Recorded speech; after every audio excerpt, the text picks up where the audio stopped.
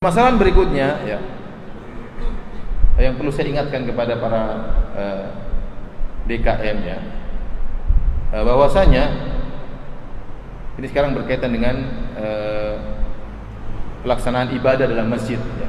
Di antara perkara yang sering perlu diingatkan adalah masalah jadwal sholat dan jadwal iqamah. Jadwal sholat, jadwal apa? Iqamah. Kalau kita kembali kepada dalil antara jarak azan dengan iqamah, tidak ada dalilnya harus sekian menit sekian. Kan di zaman Nabi tidak ada menit-menitan ya. Tapi melihat kepada maslahat dan kemudaratan ya. Makanya disebutkan dalam salat Isya, disebutkan Rasulullah SAW kalau melihat jamaah sudah kumpul, ajal Rasulullah SAW segera salat. Tapi kalau jamaah belum kumpul, akhir Rasulullah SAW tunda. Karena Rasulullah SAW memperhatikan jamaah yang hadir semakin banyak, itu intinya untuk apa adanya salat jamaah.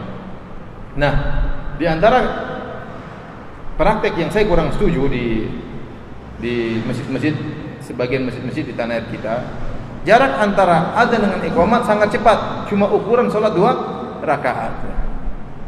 Sebenarnya kan azan itu tujuannya untuk memanggil orang yang sedang sibuk, orang yang sedang mungkin bercengkerama dengan teman-temannya, dengan anak-anaknya, begitu mendengar azan ya,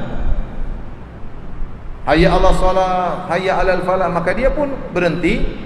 Maka dia persiapan untuk pergi ke masjid. Persiapan tersebut ke toilet ya, kemudian berwudu, kemudian jalan ke masjid. Taruhlah persiapan tersebut 10 menit. Sampai di masjid dia bisa sholat 2 rakaat. Paling tidak 10 menit, 15 menit lah antara azan dengan apa? Iqamat, atau 10 menit ya. Makanya saya bilang orang Indonesia itu harus lebih rajin daripada orang Saudi. Kenapa? Orang Saudi begitu dengar azan mandi masih bisa, seperti subuh. Subuh di sana jaraknya 25 menit sampai 30 menit. Saya dengar azan udah saya mandi dulu, santai mandi 10 menit, mandi, jalan ke masjid 5 menit, masih sholat 2 rakaat, masih bisa berdoa, baru qomat. Indonesia mustahil begitu. Dengar azan, ente mandi, sudah selesai sholat. Ya. Kalaupun saya terlambat ke masjid, imamnya pun bacanya panjang. Ya. Tapi kalau di tanah air sering saya dapati imam tatkala sholat, nanti sholat rakaat pertama wadduha walaili idza saja, rakaat kedua ya alam nashrah laka sadrak, cepat sekali, nikmat ya, cepat sekali. Besoknya lagi saya sholat di masjid yang sama, sholat subuh, imamnya baca itu juga, rakaat pertama wadduha walaili idza saja, rakaat kedua alam nashrah laka sadrak. Besoknya hari ketiga saya datang ke masjid, imamnya juga sama, saya bilang ini wadduha lagi. Tahu-tahu imamnya uzur, suaranya sakit. Akhirnya ditunjuk-tunjuk gak ada yang jadi imam, akhirnya saya yang jadi imam. Saya jadi imam, saya minta izin dulu, mohon maaf saya tidak kunut Bapak. Oh enggak apa-apa, Ustaz silakan. Ya udah. Saya tidak kunut, mau baca panjang, agak panjang sedikit enggak enak rasanya. Jadi mau saya memang kondisinya bacaannya pendek, waktu antara azan dan iqamah juga sangat apa?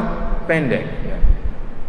Nah ingat, tujuan kita mengumandangkan azan untuk memanggil orang. Jadi kira-kira mereka persiapan, taruhlah 10 menit lah, sudah bagus lah. Antara azan sampai iqamat apa? 10 menit. Mereka ke WC 3 menit, jalan ke masjid ya, berapa mungkin 4 menit, ada sholat 2 rakaat, itulah. Tapi kalau cuma 3 menit, 5 menit, terlalu cepat. Padahal tujuannya ditegakkan sholat jamaah agar orang apa? Orang datang sholat berjamaah. Dan juga jangan terlalu lama ya. Jangan terlalu lama ya. Sampai kalau kita di Indonesia mungkin antara azan subuh sampai qomat setengah jam terlalu lama. Apalagi orang gelisah mau kerja. Imamnya mana? Imamnya sholat sendiri, akhirnya dia kemudian pergi. Ya. Kenapa saking lama? Jadi ya maksud saya yang wajar lah. Yang wajar kalau sholat subuh mungkin 15 menit atau 12 menit. Kalau sholat duhur taruhlah 8 menit ya. Ini sudah sangat, bagi di Saudi sudah sangat apa? Pendek. Tapi kalau di sini lah wajar lah. Tapi jangan 3 menit, 5 menit terlalu cepat. Karena tujuan kita azan adalah untuk apa? Manggil orang sholat. Kalau bisa dibuat jadwal, disepakati seperti ada alat itu. Begitu habis sholat langsung min 8 atau min 10 kan bagus, nggak apa-apa. Orang sudah tahu 10 menit. Nah, jadi ada waktu azan, dia ada waktu ke toilet, ada waktu dia berwudu, dia berjalan menuju ke masjid dengan penuh ketenangan. Tapi kalau cuma 5 menit, begitu dengar azan dia ke toilet, tinggal 2 menit dia ngos-ngosan pergi ke masjid. Kalau dia tidak cepat-cepatan sampai sana, assalamualaikum warahmatullahi, assalamualaikum warahmatullahi, repot. Sehingga manfaat tujuan kita untuk sholat berjamaah bukan hanya sekedar ingin sholat, tapi kita ingin mengumpulkan orang agar mereka sholat berjamaah bersama-sama dengan kita. Ini perlu diperhatikan oleh apa? DKM, dibicarakan sama panitia DKM. Bagaimana kalau kita buat misalnya untuk sholat subuh 12 menit, belasan menit lah, maksimal 15 menit. ini sudah bagus. Adapun salat duhur, asar taruhlah 10 menit ya, sudah bagus lah 10 menit atau 8 menit. Tapi jangan 3 menit langsung apa? Qoma, terlalu cepat. Orang ingin duduk salat qobliyah ya. Kita qobliyah kan ada yang 4 rakaat. 4 rakaat 3 menit, 3 menit, 6 menit. Kalau cuma 5 menit, 4 rakaat enggak sempat. Mungkin habis 4 rakaat dia ingin baca Quran sebentar. Dia ingin berdoa, ada waktu.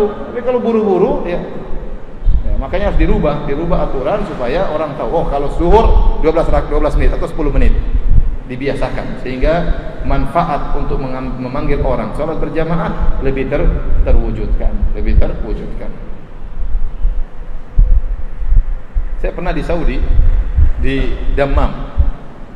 Kadang saya menginap di rumahnya Ustaz Ahmad Zainuddin di apartemennya.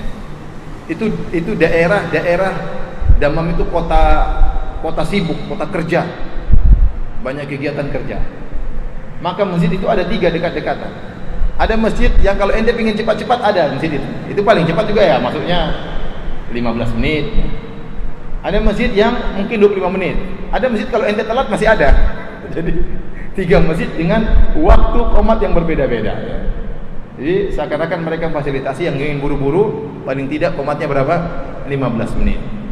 Yang pingin santai-santai ada lagi mungkin yang terlambat bangun ada masjid yang masih cukup ya. Mungkin 30 menit ya, 35 menit ya. Ada seperti itu ya. Jadi tapi maksud saya kalau subuh taruhlah 15 menit sudah bagus ya. Jangan buru-buru.